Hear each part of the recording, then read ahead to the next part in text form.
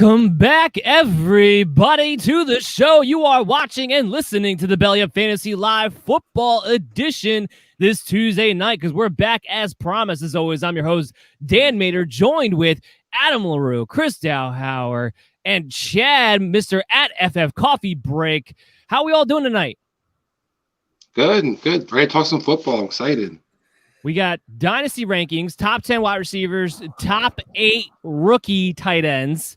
We'll talk about that, and then that'll be kind of it as far as the Dynasty talk goes. In a couple of weeks, we'll be back. We'll start transitioning into the 2021 season because it's here, guys. OTAs are upon us. So excited, and we have a lot of football news to talk about, because before we even get into the rookies of today's show, we got to talk about the big thing on the Rocket docket, of course, which is Julio Jones going to the Tennessee Titans, leaving the Atlanta Falcons, putting in a lot of fantasy implications on both teams, on both sides. So let's kick it off with Adam. What is your initial reaction to this Julio Jones trade? Well, as a Colts fan, it's disappointment for sure. Not at all happy to have Julio Jones in the division. He's still got it. He might be at this point in his career, someone who misses a game or two, and you expect that, you live with it. But I don't really believe in the whole injury prone thing. I think that is a step further than I would take it. But even if it's a game or two, he's still going to rock it. The games he's there. In terms of the fantasy value on the Titans, I don't think it shakes things up too much. A lot of people had A.J. Brown as Dynasty wide receiver 1. And I think, maybe you drop him a peg or two down, but he's still a wide receiver 1, just not quite the wide receiver 1 potentially. Julio Jones, I think, is probably in the Titans offense, the high-end wide receiver 2 maybe. I think the biggest jump that happens to anyone because of Julio Jones, and I imagine you guys will agree with me here, is the Ryan Tannehill, who I think could continue to be super, super efficient. Julio Jones is definitely a massive upgrade over Corey Davis. No, a massive upgrade. Yeah, I'll save my thoughts for the end. Chris, what was your take, both the Atlanta, Tennessee side, Julio Jones? So many things to examine when this trade went down. Well, first, I'm still bitter. I really wanted to see Julio Jones be in Atlanta with Pitts and Ridley and kind of see that offense, at full throttle, and see kind of visions of the old Vikings teams with Chris Carter, Randy Moss, Jake Reed back in the day. So I was hoping to see some kind of, spectacular matchup there offensive for Atlanta. But I think Tennessee was a brilliant move. I think the rest of the league should have kicked themselves in the butt, in a sense, for not making a similar move. On top of the Colts, I think the Colts should have definitely been aggressive in this situation. I'm sure you, Dan, probably wish your 49ers were also aggressive in this situation. So it also kind of shows you how cap space can be avoided. You've seen the Saints do it for years. Tennessee supposedly didn't have a lot of cap room, but somehow they magically still build and eat Julio's contract. Fantasy-wise, I think that Adam hit kind of on the head with the A.J. Brown. I think A.J. Brown does take a little bit of a slip. You can't expect him to be featured quite as much. But I do think Julio Jones is still going to have a lot of value, because not only is he replacing Corey Davis, he's replacing Jonnu Smith in a lot of ways too. So I think that you have a production that you can kind of combine those two guys together and see similar production coming from Julio. Well, I think Jonnu Smith's the key, because I actually put this comment out there, I believe it was on Reddit, and it went off like wildfire. And it was simple as, now that Julio Jones is off of Atlanta and he went to Tennessee, is he allowed to score touchdowns? Is he allowed to be in the red zone? Can he catch the ball? Can he be the big man? What do you think, Chad, about this whole situation? I think he's going to have a touchdown record season coming up here with Tannehill. I don't see how he can't, but I like to joke it was Arthur Smith's last gift to Tennessee, because him and Julio actually have the same agent. So I'm sure he was aware somehow that Julio hasn't been happy with Atlanta going into this coming season. So I was expecting a trade. I was hoping Seattle, but Tennessee, I think, is the best other fit for them. Yeah, I mean, look, I was hoping like Green Bay, but there was no way the cap space was going to work out ultimately. I knew that, but it would have been very nice to see that. However, I get a mini version of the most monstrous wide receiver core you could possibly have with A.J. Brown and Julio Jones. I mean, that team in general, if there's not a team in the NFL, it is the Tennessee Titans. The Tennessee Titans have an identity on offense, because that is the biggest most physical skill set of players you could possibly have between Julio Jones, A.J. Brown, and Derrick Henry, the efficiency of Ryan Tannehill. This pretty much ensures that even though you might lose Arthur Smith, you have a very good chance that you are going to be just as efficient in the red zone as what you were before. And again, I'm expecting Julio to have his touchdowns go up. Not his yards, not his catches. He takes hits in targets. He takes hits in volume ultimately, but his touchdowns may rise, and that may ultimately save his fantasy value. We're still talking about, we have two guys on this team that even with Derrick Henry could still be wide receiver ones. If not, one will be a wide receiver one will be a wide receiver two. It's just a matter of how that meshes out. I'd imagine it'd be A.J. Brown because he already has the chemistry there at Ryan Tannehill, but ultimately you're still targeting all the Tennessee relevant players, and Ryan Tannehill takes a step up. On the flip side of that, you go to Atlanta, and I don't want to get too much into this because we're going to talk about this on Friday from 11 a.m. to 12:30 p.m. on the Worldwide Sports Radio Network on the MD's Fantasy Football Show. But Kyle Pitts, his touchdowns don't really rise for me. His yards, his targets might, and the same thing goes. But the big story I want to focus on with the Falcons is Calvin Ridley, because he was a menace when there was no Julio Jones out there last year. I mean, the guy was on pace for over 1,700 yards had you taken that 7-game stretch and prorated out over a 16-game season without Julio Jones. So Calvin Ridley becomes probably higher ranked in my book than A.J. Brown or Julio Jones or anybody from that sense. And it didn't really matter that Matt Ryan was a worse quarterback. He still got Calvin Ridley the ball. Anybody have a comment? Yeah. I think Ridley I think we all agree with you. Ridley and Davis are definitely in Atlanta the two that benefit here the most. I know I've seen a lot of the same that you were talking about of the Pitts. His value rising. First of all, his value for a rookie tight end is already absurd. Like, it already was absurd prior to Julio leaving. And second of all, I think you're right. I think the touchdowns didn't really change much. I think Mike Davis and Calvin Ridley are the ones that benefit the most from Julio being out of the picture. Yeah, 100%. Want to shout out to Mike Brown, our fearless leader, checking in on us, and Joe Flawless. Thank you for having you guys on while we do this. And while you're watching, let's put out the Manscaped. We got Manscaped, guys. We got Manscaped every time we do the show. And I want to let you know Father's Day is right around the corner, so you probably need a gift for that very, very hairy dad of yours. Make your dad proud this year and get him and yourself the Manscaped Lawnmower 4.0. You heard that right. The Lawnmower 4.0. Get 20% off and free shipping when you use the promo code BELLYUPFANTASY at manscaped.com. Manscaped is the only men's brand dedicated to below-the-waist grooming, and they just launched that Lawnmower 4.0. So imagine your dad's surprise when he receives a sleek, well-designed, and optimized body hair trimmer that says, "Your balls will thank you," on the box. Just imagine that face when he opens up on Father's Day. So get 20% off and free shipping when you use the promo code BELLYUPFANTASY at manscaped.com. So let's jump into it, guys. After we recap that, let's jump into what the wide receivers are going to be across the board. These are rookie dynasties. We are 100% across the board, all in the anonymous decision that Jamar Chase is definitely the wide receiver one to have. Does anybody want to play devil's advocate to that in any capacity? I can see the only challenge I could come. Yeah, go ahead. Go ahead, Chris. I was just going to say the only challenge I could come up with is that I do think Jalen Waddle won't be far behind. I think he's going to have instant chemistry also with Tua. We see, the college connection once again, kind of that Chase has as well. Hold on, I'm going to stop you right there. Save your argument. I'm going to stop you right there because it is time, if I can ever find it here. I want the truth. You can't handle the truth. Because as you can see from that, you had Chris and I have Jalen Waddle at number 2. Adam and Chad both had Devonta Smith at number 2. So let's face this thing off. All right, Chris, go ahead with your argument of why Jalen Waddle is over Devonta Smith at the number 2 position. Well, like I said, I think that he has instant, connection with Tua. I think that when you look at the offense in Miami, he's going to play a lot of the slot.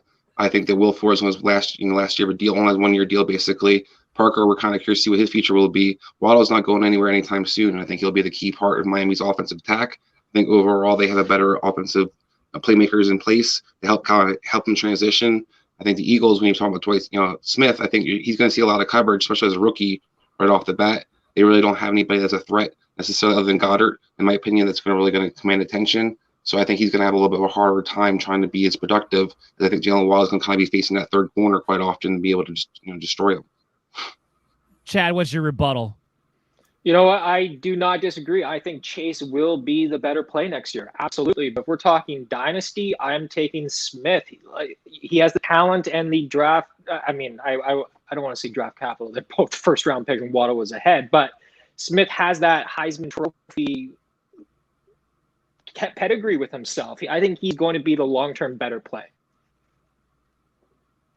It'll be interesting. Here's why I say Waddle, because one, I expect him to last a little bit longer in the NFL. I think the size of Devonta Smith does matter when it comes to longevity, as far as his lack of muscle mass when it comes to that. I think Tua Tagovailoa will be around with the Miami Dolphins longer than Jalen Hurst will be. I think the Eagles quarterback position will be in flux to some degree after this season, because Jalen Hurst is just not a good quarterback. He's great for fantasy. We're gonna hype him up for fantasy. He's not a good NFL quarterback. I don't expect him to be the starter after that. So we have to see exactly what they're going to do in that regard. And I trust the Miami Dolphins regime and organization in general. There's a very real chance that Jalen Waddle could not just be the number one receiver starting next year, which I think is a given, but he could be the number one receiver starting this season, because we know Devontae Parker gets dinged up, and we know that Will Fuller always gets dinged up. So there's a real chance he could assert himself early on this year. On top of it, I like Devonta Smith where he fell.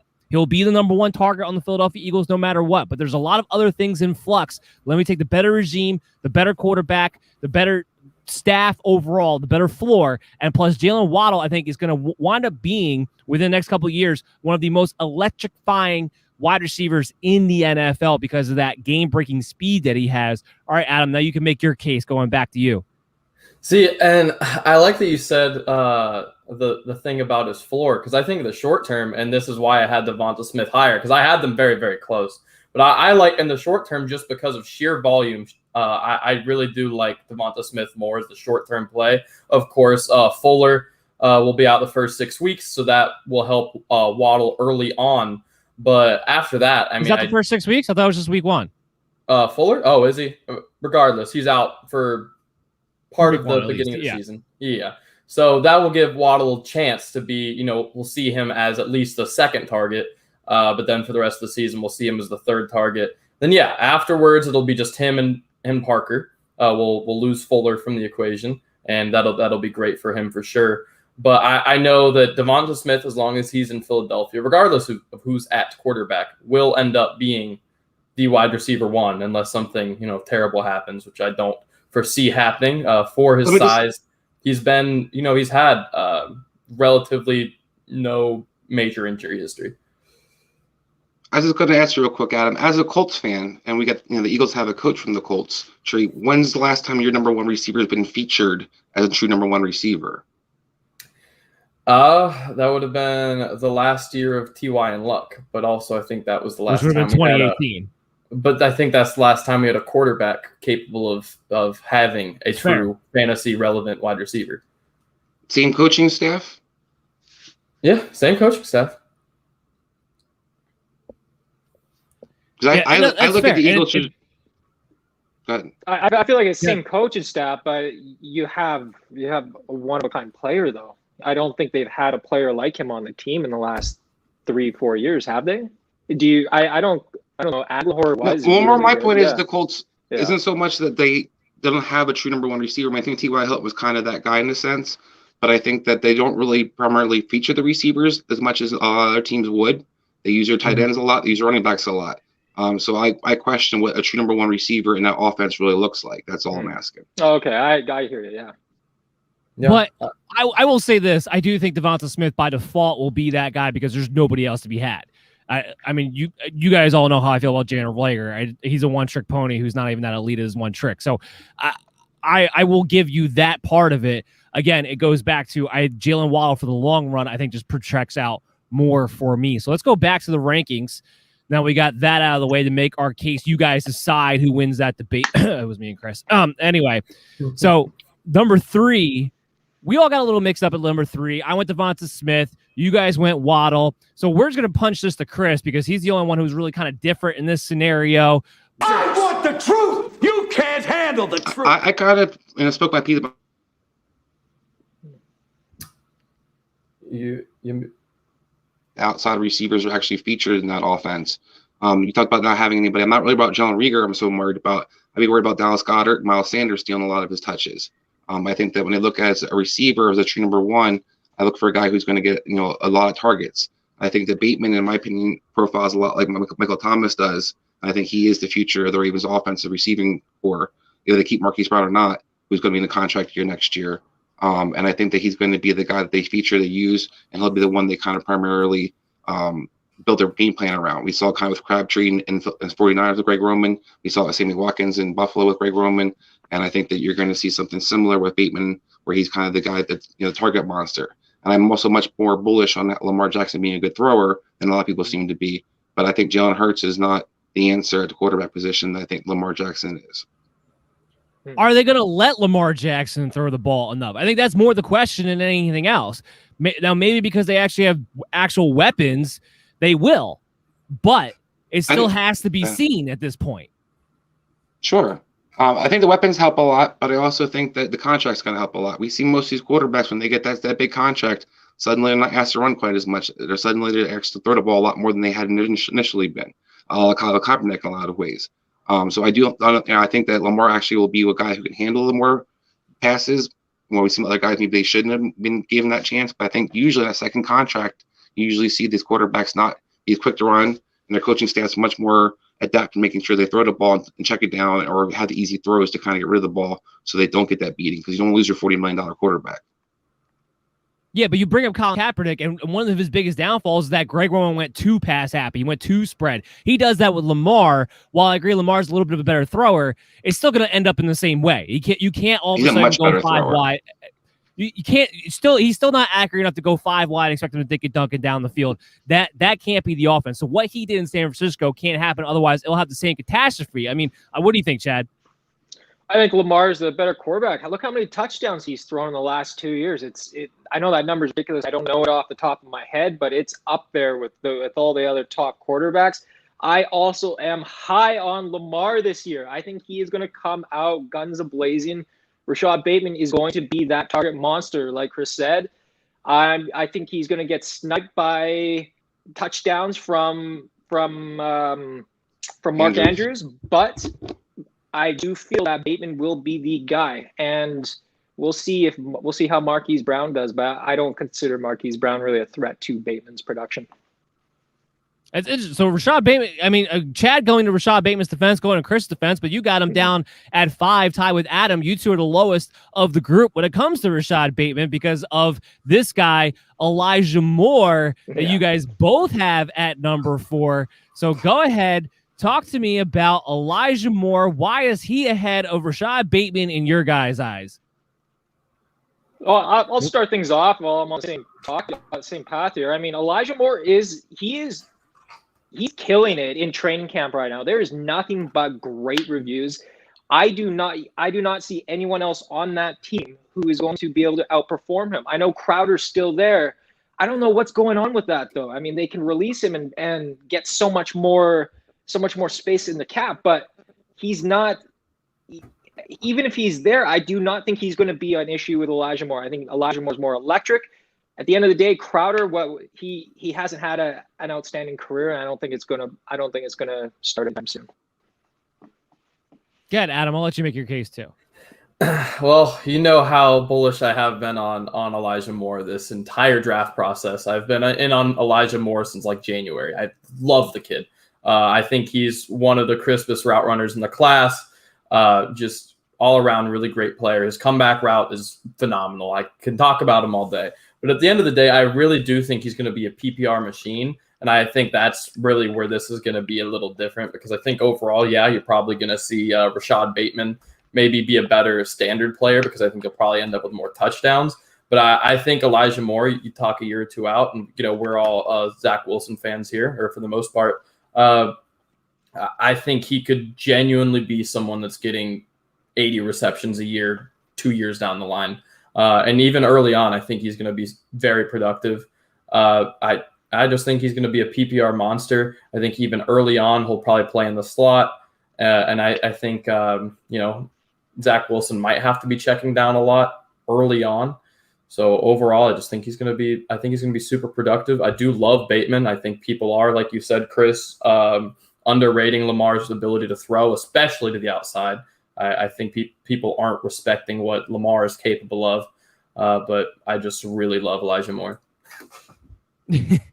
Well, look, I'm not going to try to come all on this on the side of like anti-Elijah Moore or anything like that, but it's just when I project these guys out, Rashad Bateman has a skill set to me that sets up for him to be a prototype number one wide receiver, where I think Elijah Moore is always going to have to be in the right role. I think he's always going to have to be in that slot role. I don't want him playing on the perimeter too much, where Rashad Bateman, I think there's nowhere on the field he can't go. And it's going to here, and that's where the hard part comes in. It's why I do actually have them very, very close, because I have to see the Ravens actually throw the ball enough to keep a wide receiver relevant consistently. And I do believe the Jets will actually be able to do that. But I believe in the talent of Rashad Bateman and the touchdowns that come with a Lamar Jackson at the very least. That's why I have him a notch ahead. As far as this year's concerned, Jamison Crowder, he's a double-edged sword in a sense. They want to keep him. Because if they didn't want to keep him, they would have cut him June 1st. They want to keep him. They want him to take that pay cut. But they ultimately would like to keep him. So I do think that's going to delay the Elijah Moore to some degree. But even if they keep him, Chris and I talked about this on the NBC Sunday Football Show on Friday. He's got a 4-to-1 injury ratio rate. It means every 4 games he plays, he's missing at least one. He's going to miss probably 3 to 4 games this season, and that's going to be the tipping point. When he's out and Elijah Moore comes in, what happens then? Do they actually go back to Jamison Crowder after that point? So there's a sense where even this year we could see Elijah Moore overtake him. But even in that fold, I don't expect him to have a big rookie season whatsoever. Bateman could be the number one starting this year. That's a very real possibility. Go ahead, Chris. Throw your 2 cents in. Well, I mean, I'm actually going to defend Elijah Moore to a degree here. I think I'm a big fan of Elijah Moore also. Adam kind of got me all excited about him. I mean, I think profiling comes down to, for me, for Bateman, why he's my number one. So I think you said he profiles as a true number one. Elijah Moore, though, is going to be highly productive. The reason I have him only at 5 and a little bit lower is because, kind of to your point, I think the first 2 years he's going to have a hard time trying to get his touches in a sense. Corey Davis is going to be there at least 2 years for the Jets. I'm a big Denzel Mims fan. So I think Denzel Mims is going to be a guy who's going to get a red zone target, and a guy who gets a lot of the balls thrown to him too. So I like Elijah Moore a lot, and I like his talent. I think he just has to wait a little bit longer than these other guys that I have in my top 5 before him to kind of eat. But I do think overall I think he reminds me a lot of Deontay Johnson. I think he's going to have a similar kind of career path in a sense, where those first 2 years are kind of more quiet, but then he's going to when he hits his niche, he's going to blow up. So I think he's actually, I got to credit Adam for that, because I was not a big Elijah Moore fan initially, but I had to go back and watch more tape when he kept talking about how much he loved him, and I kind of fell in love too. All right, so we move on, and we all pretty much have Rondell Moore 6. Chad has him 7th. So, Chad, you're going to have to state your case as to why Terence Marshall is above. I want the truth! You can't handle the truth! Why is Terence Marshall 1 spot ahead of Rondell Moore? I have him in 1 spot ahead because he can play the inside, he can play the outside. I love his height. I love his physicality. I think him, with his connection with the coaching staff, is fundamental in his development in his first year or two and his sophomore season in the NFL. I mean, everyone's been talking already how Robbie Anderson's contract's up this coming season. That right there is awesome news for anyone doing a dynasty draft. You want someone like that to just be able to slide right in and get into that number 2 spot behind DJ Moore and Christian McCaffrey. So I'm really high on him, but that's not to say I do not think Rondell Moore is going to be good. Rondell Moore, I think he's going to absolutely kill it at the first bit of the season until people catch on him. If this was March, I would have fought you tooth and nail. But because we know where Rondell Moore landed, I'm not going to fight you that hard. I don't love the Arizona landing spot. Everyone else does. Everyone else is a big, big, big fan. They're like, oh, he's going to be the number 2 with DeAndre Hopkins, and it's Cliff Kingsbury. And I can't think of the show now off the top of my head, and I wish I could, because I would want to credit them with this. But this was the best term I've ever heard be used to describe Cliff Kingsbury, and that is he's a fake innovator. Meaning everyone thinks that he's this offensive genius, and he's not. He's as simplistic as it comes. And Kyler Murray's not a great thrower of the ball. He's not a great actual quarterback. So I'm not going to fight you too hard. Now, Rondell Moore is a tremendous wide receiver. I think he is a unprecedented wide receiver, and he will be unprecedented and unique in a very, very good way, where he will set a new barometer for guys who come up with similar athletic and height and weight size profiles behind him because of what I believe he's able to do with his route running ability. That's why I still have him ahead of Terence Marshall, let's say. But I had him squarely in my top 5. And I had a little bit of a gap between him and Elijah Moore going into this process. I have Elijah Moore now ahead of Rondell Moore because of the landing spot. So this is where I'm not going to fight you too hard, tooth and nail. What do you guys think, Adam and Chris? Yeah, I mean, I'm a huge Rondell Moore fan. I think that he's explosive. I think he's great with the ball in his hands. I don't hate the Arizona fit necessarily. I agree with you with Kyler, and I definitely agree with you, Kingsbury. It's definitely not an air raid offense. It's nothing even close to an air raid offense. It's not innovative. It's not changing anything. It's Chip Kelly's last 2 years in San Francisco when it was no huddle. That was a big wrinkle.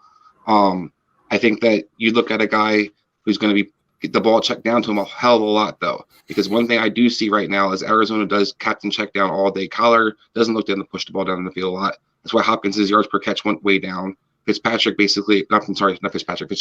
has basically been a 4-yard guy, turn around and catch the ball. I think Rondell Moore's going to be used a lot in similar routes and a lot of option routes with that. So I think he's going to be highly productive PPR-wise because he's going to Arizona. I question whether he gets to be truly featured necessarily, but I think he's going to be very productive and a great player. Terence Marshall, I think, has a good fit with the coaching staff, as Chad kind of alluded to, but I also am not a big Terence Marshall fan. I don't think he runs good routes. I think he might be more productive in the red zone because it's sheer height, and you'll see a lot of third corners as well. But I think when it comes down to explosiveness, Rondell Moore is just too explosive of a guy. It reminds me basically of mini Tyreek Hill in a lot of ways. Tyreek Hill, but built like DK Metcalf. in a smaller version. Like Yeah. All right, so let's move on here. Let's get into more of our sleepers. Get to more of this territory of guys that they weren't obvious. They didn't have super high draft capital necessarily. All depended upon fit. This is where our rankings start to kind of differ quite a bit more. We'll start with Chris because he's not only is the only one who has Dez Fitzpatrick in his top 10. Now, Chris, I'm going to say this is probably pre-Julio. Yes, this was pre-Julio trade, so that definitely would change that graphic to a degree for me. But I'll still make my argument. Would he drop out of your top 10? Would he drop out of your top 10? I say no because I still think he'll only about a year. I think that you're going to see him become the key slot receiver. So I still say no. I don't think I'd take him out of the top 10 for me, but I think he'd definitely take him down. I'd switch him to Marshall Duff for sure. All right, so we won't pick your bones about that too much because we did make this list before that trade came through. So what we'll do is we'll talk about our 8 spots because we're all different. I have Diami Brown. Chris, you have Terrace Marshall. Adam, you got Amari Rodgers. Chad, you have Kadarius Toney. Let's start with Chad and Kadarius Toney at 8 and why he is in. I think you and Adam both have him in your top 10, but why you have him in your top 10 ahead of an Amari Rodgers, ahead of a Nico Collins. Well, despite his draft capital, which is absolutely important when it comes to players, it really is. There's stats to showcase that. He has unbelievable speed. I believe he could be it'll be tough to be an instant asset to fantasy football this year. There are so many mouths to feed on that team. But if there's an injury or two, like there has been the last couple of years, he has an opportunity to really put up numbers, especially in PPR. I think I was reading an article on Reddit, I believe, where in the Jaguars subreddit, where he was actually the Jaguars' second highest graded player below Trevor Lawrence. So they see something in him, and I think New York sees something in him that a lot of people don't, and a lot of people believe him to be a reach. And I don't think he really is. I think he's going to impress a lot of people. They want him to be that Tyreek Hill. My joke would be that only Urban Meyer would be dumb enough to think that he's the one player behind Trevor Lawrence. But I'm not saying you are, Chad. I'm just saying Urban Meyer is reporting him one player below Trevor Lawrence. Questionable decisions he made. I'm not going to lie. Look, when it comes to Kadarius Toney, for me, I agree with you, Chad, in the sense of he's going to have an opportunity this season because Sterling Shepard's not going to play 17 games. He hasn't played a full season. It's not going to happen. So the idea that he might be a starting receiver in the slot at some point this year is a very real possibility. This is where I flip it, though. I don't think he can run a lick worth of routes. I don't think he's actually a good wide receiver. I think he's nothing but a gadget player. And ultimately, that's what hinders him, on top of the fact that you have Daniel Jones, who has to see you come open. It's either I'm throwing a jump ball the perimeter or I have to see you come open. Kadarius Toney's not a good enough route runner for him to see him come open. There's no anticipation there. And maybe Daniel Jones is going after this year.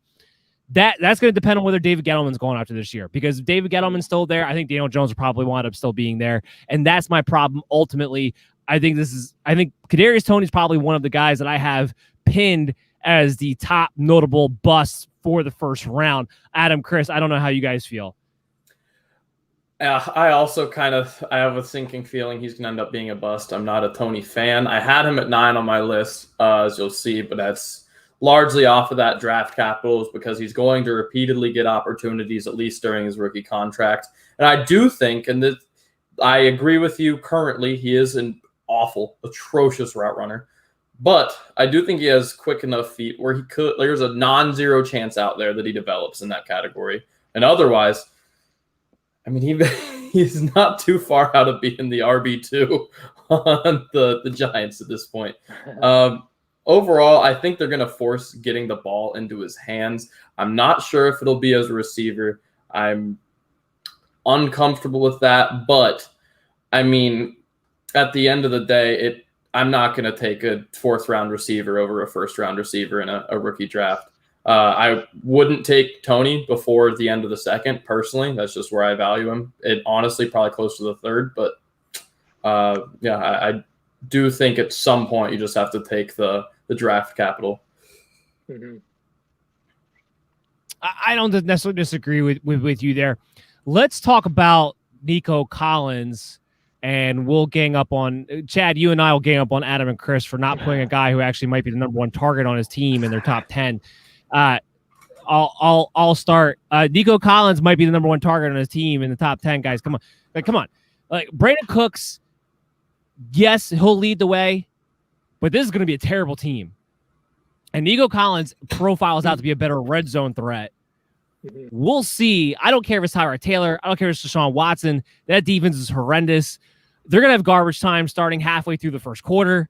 So I'm just seeing volume. I think Nico Collins is actually legitimately a good prospect as well. This isn't just because he fell into the right situation. He profiles out to be a good perimeter, red zone targeted wide receiver, and he fell into the one situation where he could start right away in a crazy organization where I think he's not just going to be the bona fide starter this year, but also next year. And next year when Brandon Cooks moves on, Nico Collins has a real chance to just gobble up that volume and have one of the safest floors of anybody really out there when we're talking about these top 10 rookie wide receivers. I'll kick it to Adam, and then we'll kick it to Chad, and then we'll finish off with Chris. Go ahead, Adam. Yeah, mine was actually, I just really don't love Nico Collins. I think it is a great landing spot for him. You're right. He's definitely going to pop in, be the wide receiver too. Now, if it's not Deshaun, that's going to be a problem because Tyrod's not exactly known for being an aggressive passer. But to me, I think in the red zone, he could be productive. But past that, I just see him as a bit of a deep threat red zone guy. And that's kind of where his limits are to me. And I just wasn't willing to give that role, above some of these other guys. I do think, though, that you're right about the volume in year one, especially if they're in garbage time second half, which they will be a lot. But, I mean, if that's anyone other than Watson, I don't really know how much it matters. Tyrod might just end up running. I think Tyrod is an okay quarterback. He's at least shown he can get his top targets the ball. All right, Chad, come on. You know what? Like it's the volume, man. He's going to get it. He's going to a team where there's a void there. And I know that the quarterback's not the best, but he's got to throw it to someone. And you're going to throw it to your best guy. Cooks is going to get that top coverage. He's already there. Then you have like 70 running backs. They're going to take targets away from him, but it is what it is. He's in a position where I think he has a he has a good enough prospect coming in. He's good with man-to-man coverage, and he's going to be able to make things happen with little work, I will say. Breaking news. Right, so I'm just going to Just want to throw a little bone out there for the Elijah Moore people there. Connor Hughes noting that Elijah Moore has been the most impressive player in OTAs, and it's not even close. I just want to throw that little bone out there for you guys. Go ahead, Chris. Okay. So I was going to throw another name out for you for the last couple of years that we've dealt with, in Miles Boykin from the Ravens receiver. Miles Boykin's about to be off a different team more than likely next year or two. I think Nico Collins is the same kind of profile as a receiver. I think he's a big guy that can get down the field. He's got good athleticism, but he was not productive in college. And when you look at when it comes to his ability to catch the ball, he's a little bit consistent. He doesn't run the greatest routes. And finally, yes, he'll hit the volume this year, but because I question Houston's future in general, I don't know if the regime will have a whole different change. And he's a fourth-round pick. He's not somebody they invested a first-round pick or a high pick. And this third, fourth-round receivers are highly, flammable in a lot of ways, where they can kind of be run out of off teams or forgotten about in the season or two. So just because he's the guy this year is why I don't think necessarily he's going to have a long-term future for that team. And like I said, I talked about, I just don't think he's a highly productive receiver overall. He's a good height. Weight measurement guy, speed guy, but I think you have a lot of things you have to kind of improve before you could actually be a productive receiver as a pro. He's raw, but we're talking about our sleeper territory. So, Chris, are you going to put Dez Fitzpatrick over Nico Collins and make that argument to me, really? I wouldn't. If I had to change out my receivers, Nico Collins would not replace Dez Fitzpatrick. I'll just tell you that. Yeah. You're cray-cray. Anyway. you tell me where Nico Collins. I'd actually have St. Brown as replacing him, because that part I can argue with kind of more so that I think he has a longer stretch of being consistent and productive than Nico Collins does. Well, I was Nico just Collins is nothing special. But that I don't know why you guys are just loving what him. you just said about rounder. Nico Collins, though. It's arguable Brown's in the same situation as Collins, and you don't see. Well, one plays the slot, one doesn't play the slot. I think that to me is the big difference. St. Brown plays the slot and actually can run routes. I don't think Nico Collins can. We'll see. We'll see. But I actually wanted to get into St. Brown because you have Tutu Atwell in your top 10. And why is Tutu Atwell ahead of St. Brown? Because St. Brown wasn't originally in your top 10.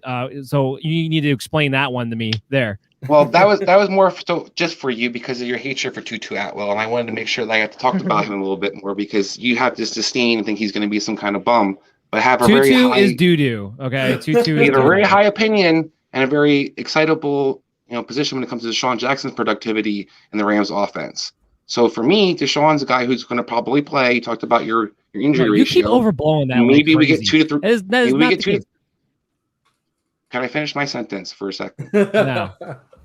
Because what you told me was Desean Jackson's going to be a productive player for DFS wise, right? He's going to have big games here.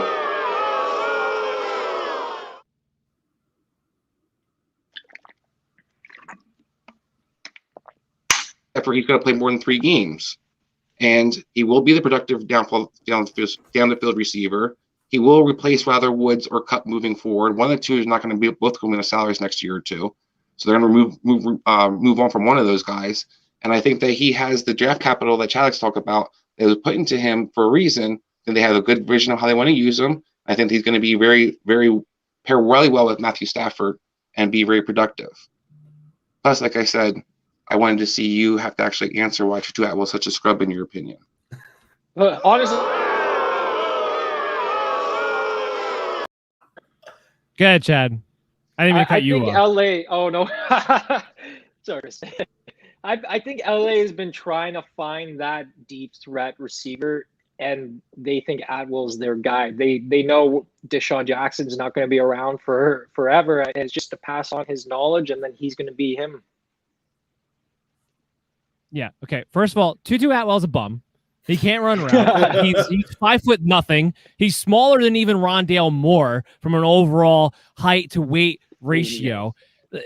He's another bust receiver they took along with Van Jefferson last year. And Desean Jackson, I'm just saying, when Desean Jackson's out there, he's going to allow them to play three levels of the field. That's the difference when he's out there. I'm not saying Desean Jackson's going to play 17 games and he's going to be awesome and then be fantastic. I'm saying when he's out there, and if you want to ask me, because we were talking about at that time sleepers for best ball. Yes, Desean Jackson's a sleeper when it comes to best ball because when he's out there, he's going to be able to take the top off with Matthew Stafford. That's the difference. Tutu Atwell is garbage. Tutu Atwell at best is Andrew Hawkins. That's at best. At best, he is nothing more. Way than more a productive special in teams college. player. Way more. I don't care if he was way more productive in college. He was in Louisville. They had no one else to throw the ball to. Drafted way higher than care Hawkins about was his as well. statistics in college. How many guys? Tim Tebow is should the most count it, statistic because that's why he got quarterbacks in drafted all of higher. college football history. How is he as an NFL guy? Was he good? No, he wasn't. So statistics matter that much? Not all the time. No, they don't. Let's move draft on. Capital statistics and ability to run around all don't matter, I guess. Does it matter for Van Jefferson? Has he even sniffed the field? Will he sniff the field? Doesn't seem to have mattered all that much. I'm not talking about Van Jefferson. I'm not a Van Jefferson fan. I'm talking about Rams receivers taking the second round who don't give a damn. That's what I'm talking about. But anyway, let's talk about Dyami Brown because we all have him, except for Chad, in our top 10 at the very least. So, Chad, what are you not liking about Dyami Brown? Why does he not crack your top 10? I just like the other guys more. That's really all it comes down to. I have Nico Collins higher than him at the end of the day. I think Dyami Brown's right up there, though. So I honestly, if you guys could convince me to take Nico Collins out, I'd just put Dyami Brown right in there. I mean, I love Nico Collins as much as you do. I do have Dyami Brown ahead of him, pretty much because he fits that wide receiver core really well, in my opinion. Where you have Curtis Samuel, he gets to play the slide, he'll get to play his gadget role on top of all of that. You have Terry McLaurin. Dyami Brown gets to be the big play receiver on the opposite side of the field, and he could be that guy as soon as week one, because frankly, Cam Sims is just a mediocre guy. Steven Sims will be out of the picture. So I do think there's a scenario in which Dyami Brown could be a starter sooner rather than later when it comes to this season, and he fits that role really well. Now, I worry about Brown falling into a situation where he'd actually have to run routes or be more featured than he should be, but he fell into the perfect situation where he gets to play what he does best coming out of college anyway, which is be that big play threat on the opposite side, see the team's second, maybe even third corner, depending upon how they want to match up with Curtis Samuel and Trey McLaurin. So I see an explosive upside there, which is why he definitely cracks my top 10. And longevity-wise,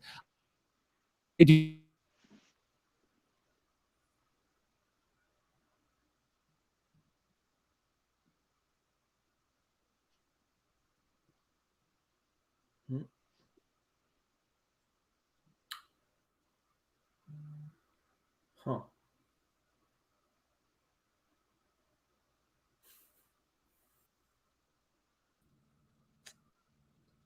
Okay, so am I frozen or is he frozen? There he is. That was him. All right, I'm back. Can you guys hear me? Yep. Yes. Okay. I'm not going to go with where you left me off. So Adam, Chris, talk about Dyami Brown. I mean, I look at him as a guy that's been highly productive in college. And it was a guy that definitely can be featured more so as a pro. It reminds me a lot of Will Fuller in a lot of ways. I think that he's going to be able to stretch the field. I think that he might be able to learn how to run better routes as his kind of career progresses. We talked about the fit with him and McLaurin. I think he pairs up really well with them. And like I said, I'm bigger on guys who actually are productive in college. Maybe you don't care about the numbers, but Nico Collins didn't really do anything with the big size, while Dyami Brown actually was productive and was able to average 20 yards per catch and actually use his talent and be effective with it. Good, Adam. Yeah, I also did not have Dyami Brown on my list, but he would have been my 11 if he was. I definitely have him above Nico Collins, who was not on my list, as we've talked about. But yeah, I think it was a really good landing spot for him. I just think his ceiling's kind of capped, and that was kind of what pushed him off of my list from these other guys. But I do think he'll be productive. I don't think he's anything ever more than a wide receiver 3. I don't even lottery ticket. He's not going to be more than that. I don't think. Yeah. Yeah. We're talking about sleepers when we're getting to this bottom top 10 guys anyway. So it's who fell in the right situation, who has a skill set, and who maybe has a chance to be something longevity in the long run. Before we get into the tight ends, I do want to let you guys know, in case you missed it, that we are running the second annual Belly Up Charity Bowl. That signups have gone live because we're past the June 1st date. All you got to do is go to bellyupfantasysports.com and you'll be able to click on the tab there. Now, what you're going to be able to do with this charity bowl is that it's a $20 entry fee. You'll have a chance to win $1,200 plus $100 value from Trophy Smack, and you'll be able to get $400 or you might be able to get $400 for second place. If you win your league, which will be 17 leagues, you'll win your $20 entry fee back. There's going to be over 200 teams taking place in this tournament. That will allow us to make over a $2,000 donation to the Alex's Lemonade Stand Foundation in our help towards fighting childhood cancer. So I hope you guys can all sign up. Again, it's only $20. It's a best ball league. So all you have to do is draft, and then you don't have to worry about the rest of the year. So it's not a time commitment from that sense. So a big shout out to Alex Lemonade Stand. Thank you for partnering with us on this. And we hope that we will have all you guys. You'll be competing against pretty much everybody you see here along with that. So guys, make sure you check that out. And it's for a really great cause. We should actually have a charitable foundation made for the tight ends because that was brutal trying to rank. So we all have Kyle Pitts. We don't need to talk about Kyle Pitts. We kicked off the show with Kyle Pitts. The only person who's different when it comes to second is Chris, the Hunter Long. Now, the Hunter Long's, his not his position, his location where he landed, did that cement for you, or did you a little waver a little bit with Pratt Freiermuth going to the Steelers? I mean, I like Freiermuth going to the Steelers. I think it's a good fit, but I don't necessarily. It didn't change my view on Hunter Long so much because I think the fit's actually good for him in Miami. I think Gesicki's not going to be the tight end next year, and they're going to move on. Hunter Long has kind of the opportunity to get that job moving forward. What makes you think they're going to move on? Because they keep talking about they're going to move on from Gesicki next year. That's why they drafted Hunter Long. I have heard this too. Mm-hmm. Now, they talk about moving on from Gesicki because they wanted to trade away Kyle Pitts. Since they've drafted Hunter Long, I have not heard one thing about them talking about wanting to move on from Mike Gesicki after that, after giving up on drafting Kyle Pitts in the first round. They haven't talked to any extension from him. They haven't even had any kind of contract talks, and they're not probably not going to have any contract talks, so I don't know why they wouldn't if they were planning on bringing him back. But Hunter Long's the replacement. I think so. Long term, that's I would why say I it could have be a long term. Yeah, maybe not short term, but long term. Yeah, I'm not saying Gesicki goes anywhere this year, but next year when they don't pay him because they're not going to pay a tight end Janu Smith money, and they don't want to pay him that much money because they think they want to make actually block a little bit better. They're going to move on from him. That would be the key for me: is how much money do we think Mike Gesicki's actually going to demand next year or command? Because I don't see it being a Janu Smith type of contract. I don't think he's had productivity throughout an entire season at any point in his career where it would get to that point. Mm-hmm. Yeah, I think that I think this is a big year for Gesicki. He's got to really step up. If he doesn't, he's not going to get that contract. And then I think I would see Miami bringing in a vet tight end to go along with Hunter Long. I don't think it would be the Hunter Long show yet. No, I tend to agree. He doesn't have a special enough athletic skill set where I think they would just hand the reins over to him in year two. While I somewhat disagreed with this when he was coming out, Mike Gesicki, measurable-wise, was very impressive, and that's why you're willing to kind of give it to him a little bit earlier. Hunter Long, I think he's at least 3 years away from even being remotely what he could possibly be. I mean, I don't know. Adam, what's your take on this? Well, I have Hunter Long by far the lowest of anyone on the chart. I am not really interested in him. I think he can get the seam pretty well, and I think he's an all right blocker. I think that is about it. I was not impressed. I didn't realize this. Adam has Hunter Long 8th. I was like, okay, I'm not even that far low on him as far as that goes. Wow, you're really not a fan of Hunter Long. I mean, first of all, like we were talking pre-show, I think Pat Freiermuth, all of these guys below Freiermuth are 5th rounders or priority free agents in a rookie draft in Dynasty. I don't think any of the rest of them are people that should be drafted before 508. Yeah, I tend to agree. So, yeah, at that point, I would rather get one of these guys on my taxi squad that I think is either going to be blow up or fizz out than someone who might be a low end or a mid end tight end too. Is my thought process there. I can't. I don't disagree with that thought process. Even I could throw Freiermuth into that too. Just that's how unimpressive this tight end class in general to me is. But that's why Chris keeps beating the drum that he's not only does he think that Hunter Long is number 2, but he also thinks that Hunter Long is legitimately going to be the starting tight end for the Dolphins. I think that's laughable. There's nothing on tape. There's no measurables that project this guy out to actually be an NFL starter. Nothing. Zero. Okay. Because how is that? How is there nothing that projects that he cannot be a starter, Dan? Explain that to me, because you're trying to tell me that you have some kind of the book lowest about rates tight in ends. blocking. He's not particularly athletic. He doesn't have a great catch radius for being a bigger tight end. What am I missing? Well, once again, production, because you seem to hate stats and numbers, so I guess production doesn't matter again. So we'll throw that out the window. So I don't know what else we're supposed to be looking at, because usually guys who run pretty good 40s for his size and run good seam routes and have been productive in college tend to transition pretty decently to the pros. I don't know what you thought Will Dissly was going to be when he came out. He actually surprised a lot of people about being productive. Was that something you scouted beforehand or I'm knew? not a Will Dissly fan. So my point is that you don't know how a tight end is going to materialize necessarily guaranteed. Now, I say he'll be the starting job, yes, for Miami, because that's what they drafted him to do. Pat Freiermuth won't be the starter this year. Will he be the starter next year? Possibly. We'll see. But do you guys know that for sure? So what tape do you have? What numbers measurables do you have that makes Pat Freiermuth so awesome? Because I'm not really seeing that on tape either. I don't see the production. I don't see that he ran a better 40 than Long did. And I don't see that he's a better blocker. I'll give him that he's a better blocker. I'll give him that. But I don't know if fantasy rewards you for blocking. But, he runs better routes, too. He's got better hips than Hunter. Hunter Long has no hips. 0 hips. Chad, what were you going to say? I was going to say about Gesicki there. He, as a Gesicki owner and someone who does deep dives into tight ends, like it is – he fought competition in the slot. He was being used in the slot, and he's not going to put up those numbers when he has another wide receiver. I think it might have been Isaiah Ford. I can't remember now, but who kept coming in and taking away all those targets that were his. That's why some weeks he would blow up, because he'd be the guy featured there.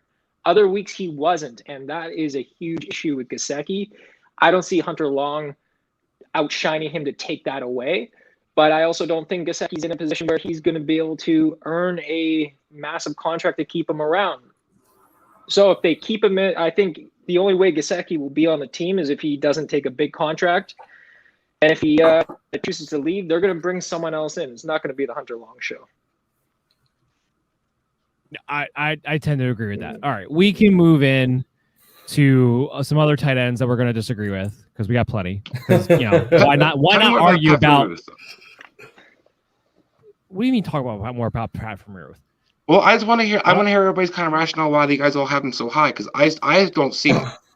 Well, I've already talked. Go ahead, Adam. My differentiator is I do agree. I think I wouldn't go to maybe the same extent that you did, Dan, but I do think his hips are better, and I think he is an ever so slightly better route runner. I don't think either of them are like more than a D+ at route running. Like, don't get me wrong. Like, I don't think either of them are good at it. What separates Pat Freiermuth to me is, one, I do feel confident that he was drafted as the heir to Ebron. I don't know. I feel confident in that. And then two, I do think draft capital, yeah, I do think he is. I think he's good after the catch. Route running, I think he's really only going to get open running the seam, but I think he's good after the catch, and I think he'll at least stay around long enough that maybe he can develop other skill sets. I don't know. Once again, I think he's like a early 4th, late 3rd kind of guy, but that is why I have him above all these other guys. And Adam, on that with Freiermuth there, Juju is most likely not going to be on the team next year. That's another huge hole to be filled. There's going to be a lot of targets that are going to need to be placed around. In the middle of the field. Exactly, and that's the type of quarterback that's in Pittsburgh. So that's why that's why I do have him higher. I'm not the biggest Freiermuth fan by all means, but I just think his situation in year 2 and 3 are going to be pretty good.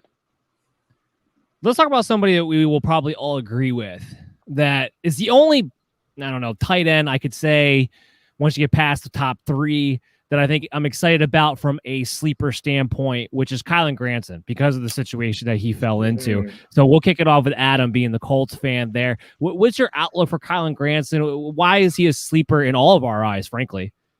Yeah, I mean, he's as close to, like we've talked about, comps or potentially, especially in the media world, not always the best.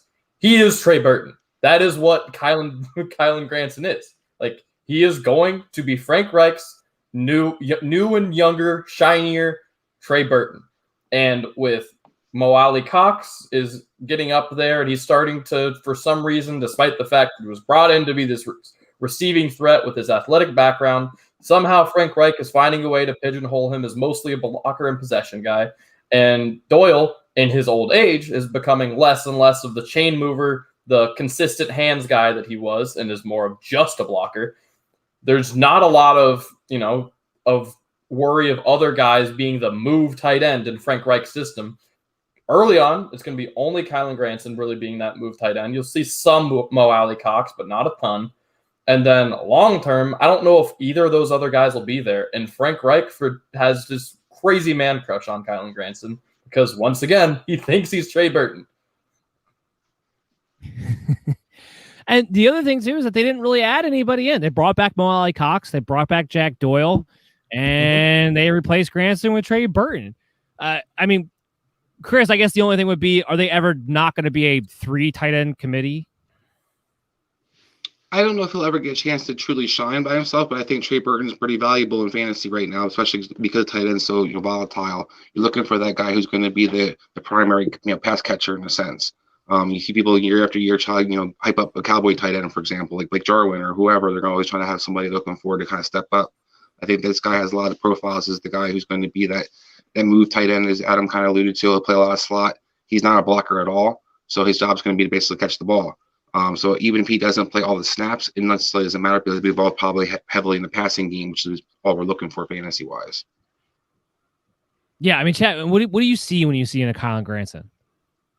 I see a pass-catching tight end, man. That's what I see. I see someone who's going to get in there and doesn't have a heck of a lot of competition with other wide receivers. I mean, that whole offense seems to just spread the ball. There's never just one guy week in and week out putting up numbers. It's always someone different every week.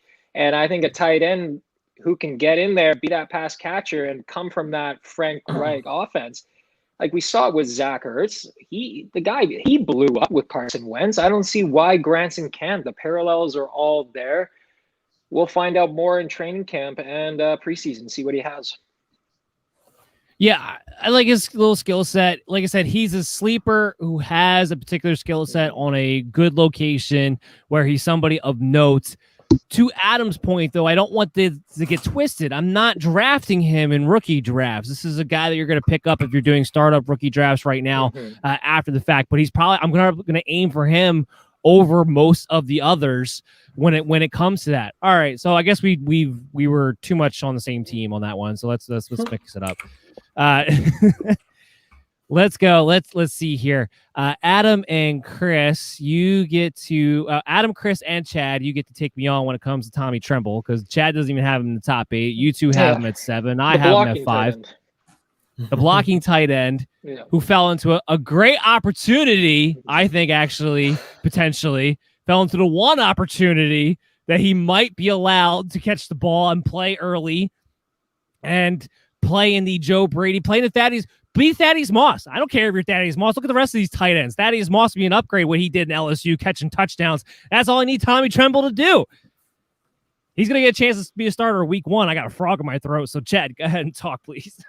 I'm a lot higher on Dan Arnold coming in and taking that pass-catching role. I think I haven't been high on Tommy Tremble since I was doing rookie drafts in what was May when the actual NFL draft was happening. I do not see what you guys see in him. I think they are already set at tight end, and they have better wideouts to get the ball to besides Tremble. We're not going to talk about a lot of targets here, but I mean, Dan Arnold's been a journeyman in his own right, and a lot of it because he can't block. I mean, he was supposed to be the guy in Arizona, and he wasn't. Max Williams wound up starting more because Max Williams could actually block, and Dan Arnold was such a liability when it comes to that. But Adam and Chris, why do you have Tommy Tremble at 7? Because I don't think they're. I'm sorry. I don't think the Panthers are really looking for a like. I think that they are content having 2 tight ends, a move tight end and a blocking one. I don't know how much they're even going to use the blocking one to block, because it seems like they just kind of ignore the position's existence half the time. I think if they ever decide that they want to throw like I don't know how many targets did they give the tight end position last year? 20, 30? I'd say half of them will go to Dan Arnold, and then Tremble might get the split. He might get used in the red zone. He might get. This could be a situation. I think I've brought this name up on the show before. This could be a Joseph Fourier situation where he gets like 10 receptions this year, but like 4 or 5 touchdowns. But unless he gets a touchdown, you will get a fat goose egg in your fantasy lineup. And I think how many tight ends can you say that about? I think that will be his career at the very least until post Joe Brady. I think if you are drafting or even taxi squatting a Tommy Tremble, you are waiting for post Joe Brady. All right, Chris, one last time for all the people. Brevin Jordan's at 3. What? Come on. What is with you in these tight ends?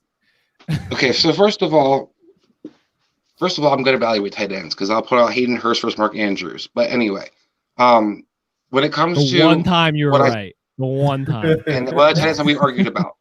What tight ends have we argued so bad about? But anyway, Jordan is good because he's actually a primary pass catcher. And that he's also a guy that in the offense, we talked about why Nico Collins has value. While I question Nico Collins' actual production, I do think that Tyrod throws to his tight end. I think that Mills will throw to his tight end. I mean, Stanford basically ran 3 tight ends out there most of the time, their offense as it was. I think he's going to be one of the guys that can stick around. They have a decent amount of draft capital on him. And I think that he is the guy who's going to kind of be the primary, chain mover a lot of the ways, where Cooks will be kind of using the outside. When he moves on, we'll see what happens with the other receivers. But I think that Brevin Jordan is going to be one of the guys who's kind of gets to eat week in, week out. He's not going to overtake Jordan Akins at any point. Jordan Akins is actually legitimately a decent tight end.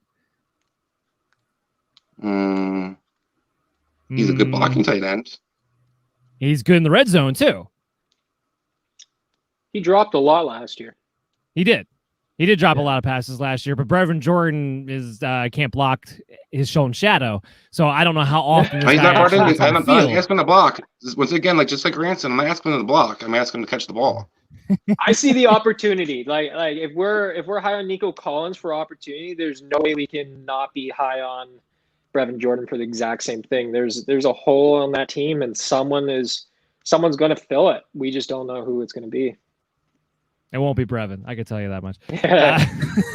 Let's end the show on a tight end that actually matters, because let's be real, after Kyle Pitts, none of these guys matter that much. This will be the last time you hear us talk about 4th-string tight ends are out of the league in a year, because essentially that's what it boils down to ultimately. But Kyle Pitts, let's just talk about throughout Dynasty, because we know he's number 1. Let's talk about 2021. We'll dive more into Julio moving on. Are you going to take Kyle Pitts as a top 5 tight end, Adam? No, probably not. I think 6 to 7 is where I have him. His ADP right now is tight end 7, actually, too. All right, yeah. Then I think that's about right. He's like, I'm right there. What about you, Chris? Yeah, I think I'm not going to have him in my top 5. I think I'd have him in my top 6 or 7. Chad?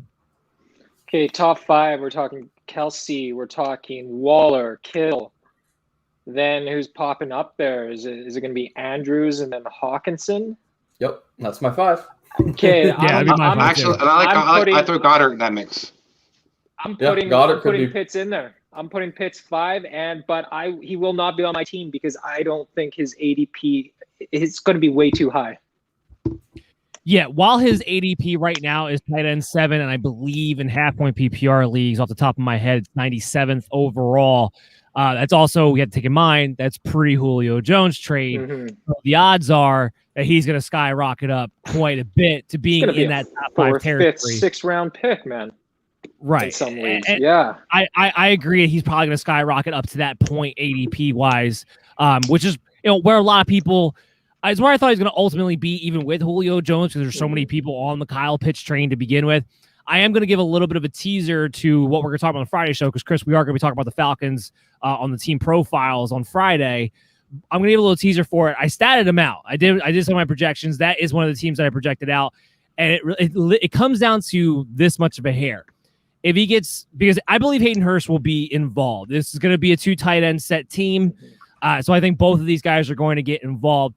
I have Kyle Pitts right now statted out for 65% across the board, targets, receptions, yards, and touchdowns of the tight end share for what I project out the Atlanta Falcons to have available, with Arthur Smith coming in and previous with Matt Ryan and stuff like that. If that happens, he comes out to be about my 6th, 7th tight end on the board. But if you bump it up to 70, which is a possibility, he does jump into the top 5 territory. And the reason why is if you bump it up to 70% of the work for the tight end position for the Atlanta Falcons, he suddenly goes from 7 touchdowns to 9. He goes from 600 yards to 750 yards. He goes from 100 targets on the dot to 125, I believe it is. And he goes to about 69 receptions to 80-something receptions in that territory. So just that 5% bump. When we're not 750 yards, we're not talking about a ton of yards here, but it's the touchdowns, the combination of everything. So here's what I'm going to say about Kyle Pitts. There is definitely a scenario that he could finish in the top 5, given what's available, given his skill set.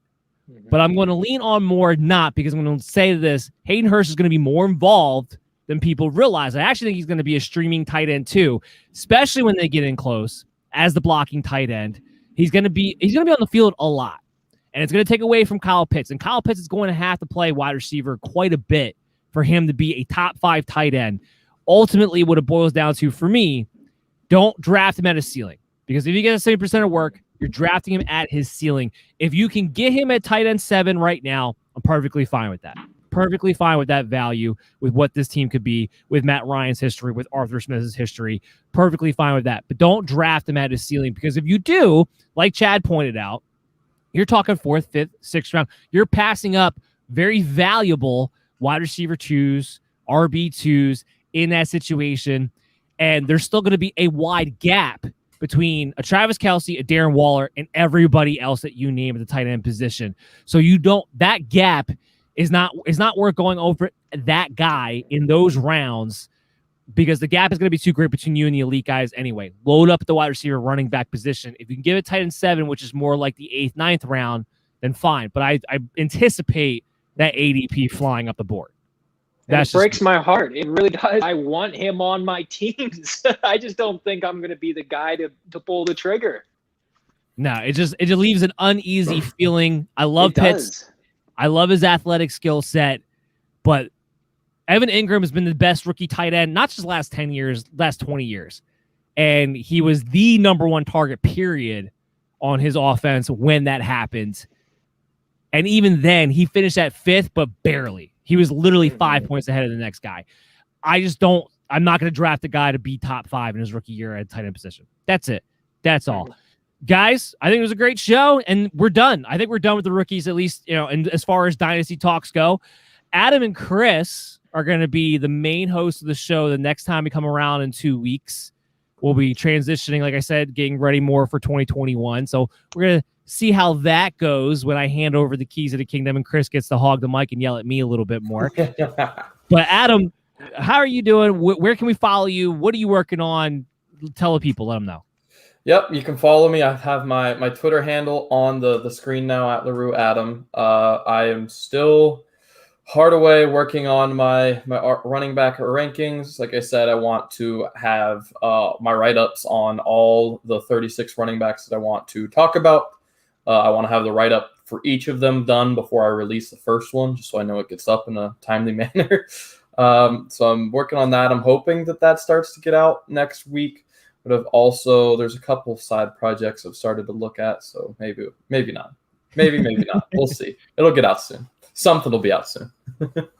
Chad, where we can follow you at, man? What do you have coming on? I know you're working on some stuff too. Yeah, guys, you can follow me at FF Coffee Break on Twitter there. And I am working on a piece on 3 tight end breakouts, sleeper breakouts. The guys who you don't have to spend a 6th, 7th, 8th, 9th round pick on. You can wait till the end of your draft, most likely. Yeah, I can't wait for that, because the one thing I've been seeing as I've been statting out the teams, statting out the players, that tight end should not be the wasteland that it was a season ago. So another reason why you shouldn't spend up. Chris, what are we going to be talking about on Friday, man? We're doing the team profiles. We're breaking down all the teams. We're looking at the different coaches and our projections kind of moving forward. We're using your injury ratio to kind of evaluate how guys kind of we project them to kind of play, how many games we expect them to play in a 17-game season, and kind of taking those numbers and also taking some of the offseason moves and kind of reviewing what's going on, the new coaches, the schemes fit, do these numbers add up, and looking at kind of how we take this moving forward to kick off our fantasy season. Yeah, we're starting to get into the numbers, getting the idea of where these guys are truly valued at. We're going to be talking about the Eagles, the Bengals, the Falcons, and the Broncos on Friday's show from 11 a.m. to 12:30 p.m. on the Worldwide Sports Radio Network. That'll be coming up this Friday. So you guys, please all tune in for that. Tune in tomorrow night, because the Belly Up Fantasy live baseball stream will be up at 9 p.m. Eastern here at Belly Up Fantasy on your social medias. So make sure you go ahead and give them a check out too. Guys, take care. We're going to see you in 2 weeks. Be easy until then.